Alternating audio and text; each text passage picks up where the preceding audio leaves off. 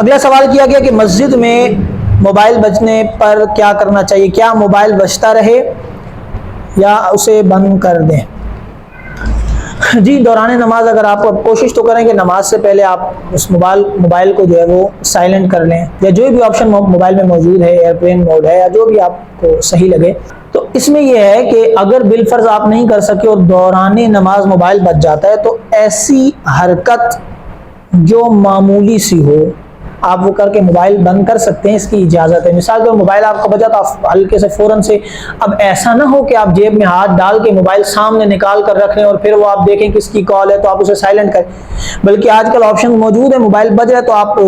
Volume کی کو دبائیں گے تو وہ ویسے ہی سائلنٹ ہو جاتا ہے۔ تو بجتے موبائل کو ہلکا سا ہاتھ لے جا کر والیوم کی دبائیں تاکہ سائلنٹ ہو اور آپ نماز ادا کر سکتے ہیں، اور اس میں کوئی حرج نہیں، کیونکہ نماز کے دوران ایسی حرکت جو زیادہ نہ ہو وہ نماز کو خراب نہیں کرتی، وہ جائز ہے۔